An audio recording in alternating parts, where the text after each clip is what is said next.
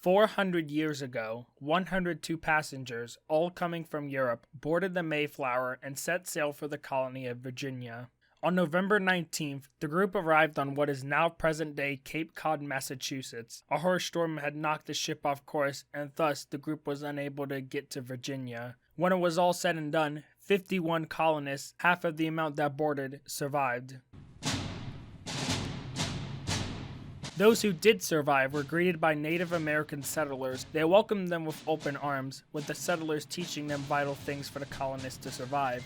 They taught them how to plant corn, beans, and squash, how to survive in the winter by using animal hide, how to navigate across water and land, among other things. As a celebration of the two sides coming together, a mass was held in Plymouth, Massachusetts. Among those were both colonists being given the name Pilgrims and Native American settlers, including Chief Massasoit, the leader of the Pokanoket Wampanoag. Lots of what was actually served is up to speculation by most modern-day historians, but it is believed that several food items were served, including shellfish, venison, cabbage, leeks, parsnips, garlic, and walnuts. It is also speculated that wild turkey was also served, but this has not been confirmed. The gathering was called to give thanks to those who had come to the land, as well as those who had already been on the land. The name was eventually established for this mass in 1789, when the first president of what came to be known as the United States, George Washington, proclaimed that day to be called Thanksgiving.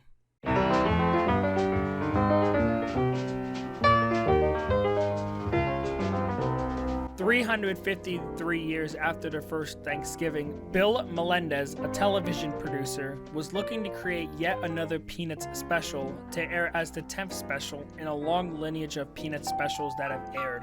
Despite being the 10th special, this was set to be the third holiday special. They had done Christmas and Halloween, all that was left was Thanksgiving.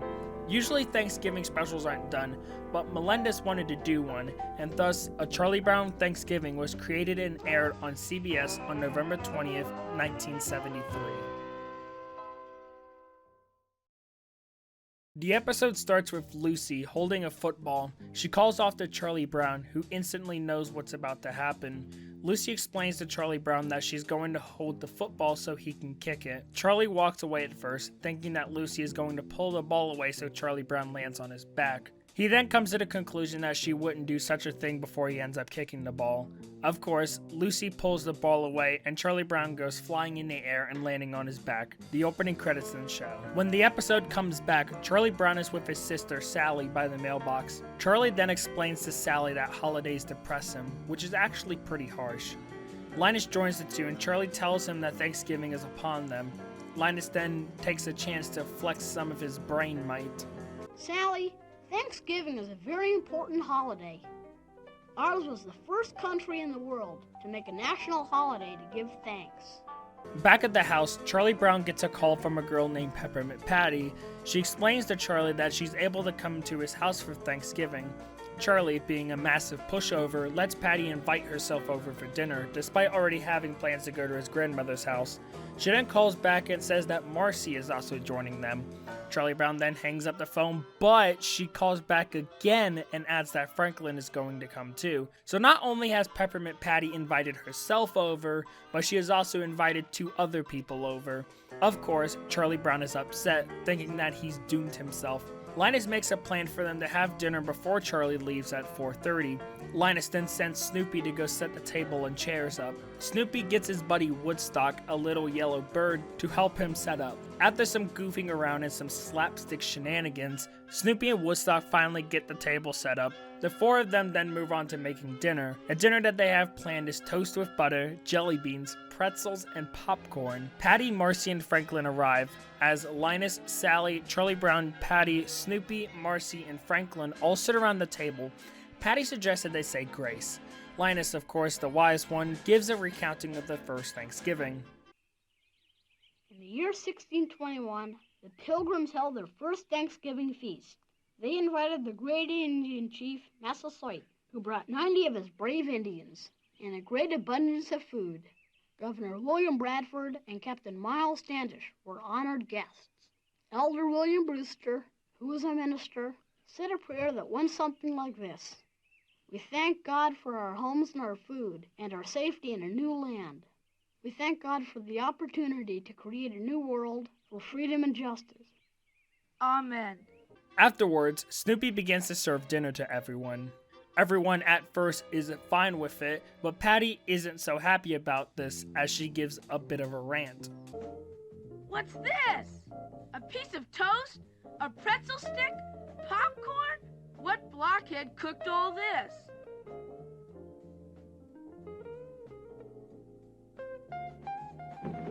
Marcy then talks it over with Patty, calling her out on inviting herself and the other two. Patty feels bad about being angry, and Marcy goes to talk to Charlie Brown, who feels awful about ruining everyone's Thanksgiving. Patty goes and apologizes to Charlie Brown, and he accepts the apology. Good grief, it's 4 o'clock. Good grief, it is 4 o'clock. Charlie Brown calls his grandmother to explain what happened. After some talking and explaining, his grandmother agrees to let them all come over for Thanksgiving dinner. They all gather in the back of the car and off they go. As they sing "To Grandmother's House We Go," Charlie Brown points out something wrong with the song, that his grandmother lives in a condominium. Snoopy and Woodstock go back to Snoopy's doghouse where they set up a little table. Snoopy brings out a big turkey and he and Woodstock have himself a little feast. Snoopy takes out the wishbone and they both pull on it, but it is Woodstock who gets the better part of the wishbone. There is a fade to black before it fades back in with Snoopy and Woodstock having pumpkin pie as the end credits roll, as there is one final fade to black as the special ends. This special is a really nice one. I like how chill it is with the music. It's not too serious with its story like The Great Pumpkin was.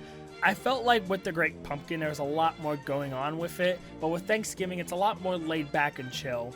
The story is an easy one to get by. Charlie Brown is going to Thanksgiving, but Patty ends up accidentally inviting herself, Marcy, and Franklin to dinner, which sets up the main conflict. I felt so bad for Charlie Brown when Patty got mad at him for dinner. I could tell that he was trying to make good out of a rotten situation, and for him to go through all that with Patty inviting herself, him trying to make dinner even though he didn't know how to cook at all, and getting yelled at by Patty, he still apologizes. I get that Charlie Brown is made to be such a pushover, but it is still sad to see that, and I really felt for him there. Snoopy and Woodstock are a great duo. Woodstock was introduced in Snoopy Come Home, a feature-length Peanuts film that was done about a year before the Thanksgiving special, and he hasn't disappointed. The part where the two of them dress in pilgrim outfits was pretty funny, and the part where Snoopy has a literal fight with the lawn chair was really good and is my favorite part of the entire episode. Vince Guaraldi returns to do the music once again for this special. He did a really good job with this one. The music isn't too festive to sound like Christmas music, but isn't too out there to sound like Halloween music. I'd have to say that my favorite on the soundtrack is Thanksgiving theme, which is actually, who would have guessed it, the theme of the special.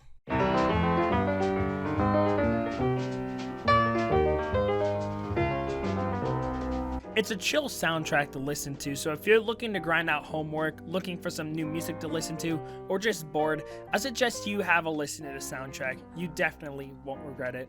Now that we've covered two of the most popular Peanut specials, there's only one more to cover. It is the most popular one and has been showing on television since its debut in 1965. It is the first Peanut special that was made for television, and it has become a staple in holiday specials, specifically Christmas. For the final part of this Peanuts miniseries, we are going to be talking about our Charlie Brown Christmas.